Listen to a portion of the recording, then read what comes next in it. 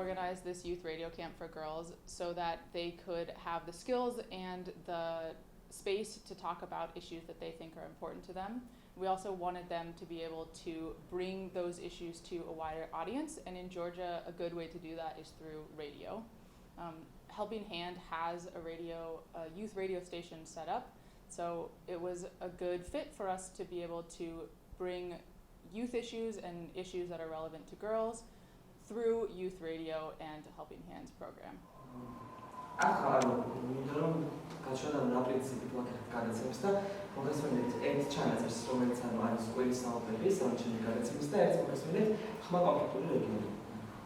მე ვარ გიორგი ნაზღაიძე, 15 წლის, Helping Hands online რადიო ჩემი ხმის მოხალისე ჟურნალისტი.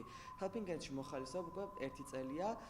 ეს არის ერთ-ერთი პირველი რადიო ახალგაზრდებისთვის. ვფიქრობ, რომ ბანაკი რადიო ჩემი ხმა დაეხმარება გოგონებს, რომ მათ მიეწოდონ თავიანთი ხმა საზოგადოებას იმ პრობლემების შესახებ, რაც მათ და მათ გარშემო მყოფ ადამიანებს აწუხებთ. ჩავალ თუ არა ბორჯომში, ალბათ აქტიურად დავიწყებ აქ მიღებული ცოდნის გამოყენებას.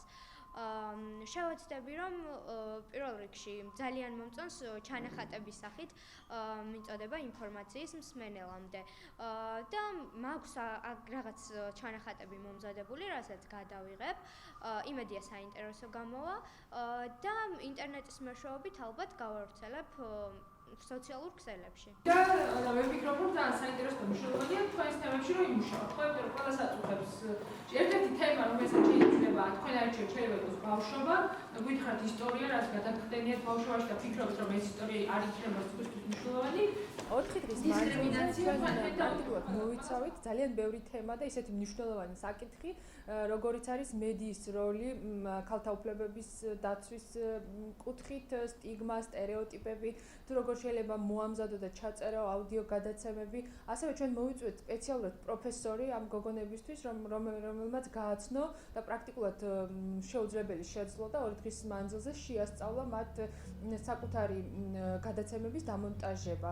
მაგრამ სადაც აიმისკვეს ხარისხმას სულიკოს ცოტა და წვიმის ხეფების ხმას გვესმოდეს რაღაცა თემა აიჭიეთ, ერთი იყოს ჩვეულებრივად ჟურნალისტი და გამოგიწყო ჩააკეთეთ რაც თქვენ სასურველ თემას.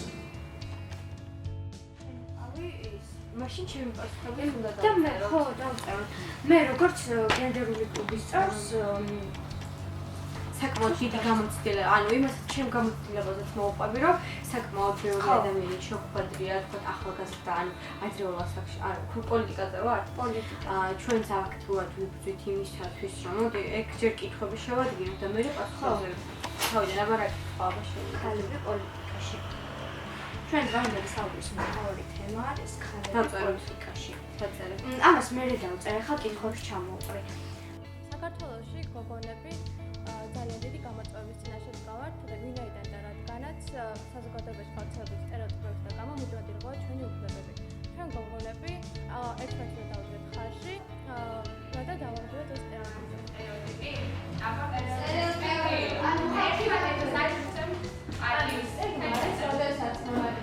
რო ადამიანს ეთნიკურ ანუ რო შევხედავ, მაგრამ მაგაზე უკვე მე შევამიყარებდება გარკვეული აზრი. ხოლო სტერეოტიპი არის საზოგადოებაში გაბატონებული აზრი, რომელიც არასწორია. იმედი მაქვს რადიო ბანაკი ჩემი ხმა კვლავ გაგრძელდება. გამომდინარე იქიდან, რომ იმისათვის რომ შეგვერჩია ბანაკის მონაწილეების, შემოვიდა საქართველოს მასშტაბით ძალიან დიდი რაოდენობით აპლიკაცია, სულ 157 აპლიკაცია მივიღეთ. შესაბამისად ვფიქრობთ, რომ ძალიან დიდი დაინტერესება და ძალიან მნიშვნელოვანი არის მსგავსი სახის ბანაკების განხორციელება ჩვენს ქვეყანაში.